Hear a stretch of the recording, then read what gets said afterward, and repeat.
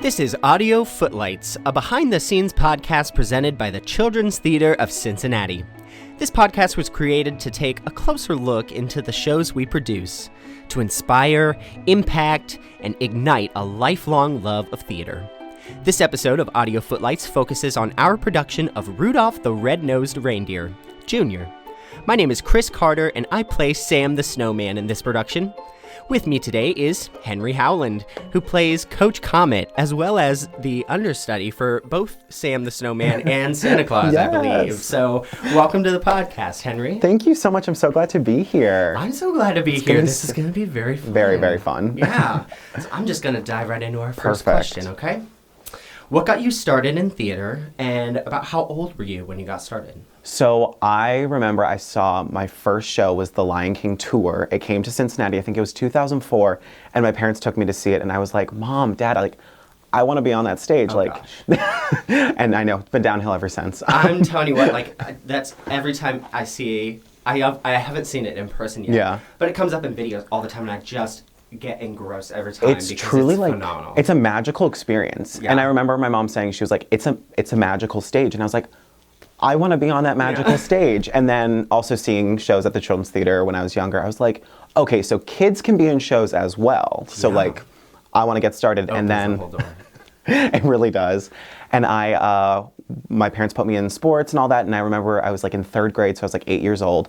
I was walking off the football field with my dad, and I was like, "Dad, I want to take dance class." And he was like so sweet and so supportive. And he was like, I don't know how to get started, but let's do it. Let's figure it out. Let's figure it out, exactly. Way to go, Dad. And I know. And then just continuing to train and take classes, and here I am. Comes question number 2. Okay. What are you most excited for audiences to see in Rudolph? I'm very excited for the fact that this show is like a carbon copy of the 1964 movie. Yeah. Like, if you know the movie, you will know the show on stage.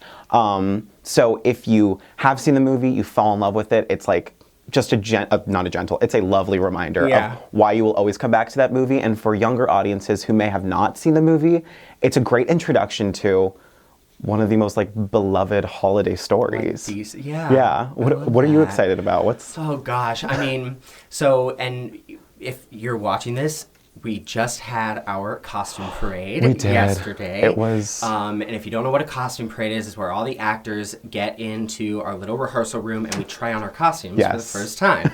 And it is one of my favorite parts of the show because you really get to see all of the color and everything Right. like really pop out, and just the work that goes into that, all the hard work from the Yeah. costume department, all of the props that you get to see like in our rehearsal room. Yes. I love getting to see it all just kind of pieced together as a puzzle for the I first agree. time. Yes. So when we get to the Taft and we finally get to put it up, it's just like, I don't know, it makes my eyes It's sparkle, like, you know?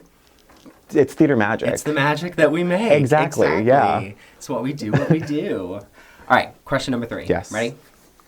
Rudolph is considered one of the biggest holiday classics, as we said. Of course. Do you have a classic Christmas movie you have to watch every year? I do. I've already watched it, I think, 3 times this year. Okay. I'm one of those people that like Halloween ends and I'm like, It's time. I'm like, it's time. It's time to get into the holiday season. So Polar Express for me is like, I have to go back to it. It's just like, and I know some people say like the animation's a little scary or like, You know, I mean, I don't get feel that it, way. I but- get it, but it's just a story that I will always go back to. Like, we Yeah. used to read it on Christmas Eve. Like, my entire extended family, we'd sit in a big circle, and every single person got to read a page. Yeah.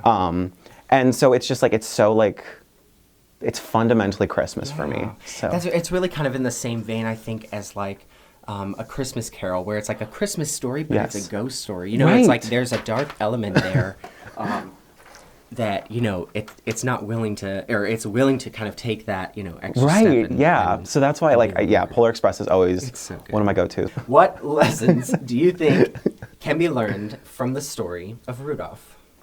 Okay, this may get a little deep. But I think at any point in your like growing life, you may feel like a Rudolph. Yeah. You may feel like, oh, just because there's one thing about me that I don't like and people make fun of me for, what I think people don't realize is that that could be one of your strongest, like one of the strongest things a part of you. Like, sure, we may have a red nose, but that's what saved Christmas. And so I think we need to embrace the things that make us different. Like, those are the things that make us special. Absolutely. So even if that one thing, like your red nose, may not make you a part of the reindeer games, you get to do something greater with that. So, like, never discount yourself or your abilities or what you have or what you can do, because you never know when those things may benefit you in the long run, you know? I love it. I love it. I mean, I can't not echo the same thing in that sense. Like, it's that resiliency. Exactly. That, he takes so much, but there's that triumph in the end where he really gets to shine. Right. And, Very. There. I love it. All right. Here we go. Okay. Now, it's time for what we call the lightning round, Yay. where I'll ask Henry as many questions as I can in under a minute. Are you ready? Yes. Okay. Ready? Okay. Set. Go. Christmas cookies or Christmas candy? Christmas cookies. What is your favorite color? Blue. Real tree or fake tree? Fake tree. Sledding or skating? Sledding. What is your favorite animal? A dolphin. Gloves or mittens? Gloves. Tacos or pizza? Tacos 1000%. If you could have any superpower, what would it be? Like Rudolph flying. Nice. Hot chocolate or eggnog? Hot chocolate. Sweet or savory? Savory. Same. Beach vacation or cabin in the woods? Beach vacation. Yeah, same. I heard, and who was it last video? Cabin in the woods sounds creepy. It does sound creepy, yes. Brittany was right. Yes, Brittany was right, yes. Last question. What was your favorite Christmas gift? Ooh. The first that comes to mind is a Toy Story Lego set where like you got to build like Andy's room, and so it was like Buzz Lightyear, Lil Bo Peep, Woody, like all of your favorite Toy Story characters.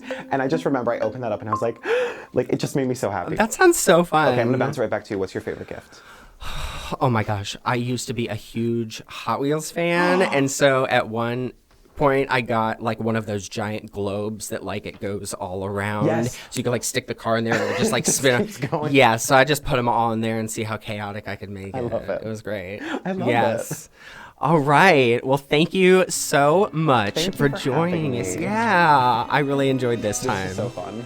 And thank you, everyone, for listening to Audio Footlights. If you want to learn more about the world of theater, visit thechildrenstheater.com to hear about classes and upcoming shows. Until next time, thank you for listening to TCT's Audio Footlights.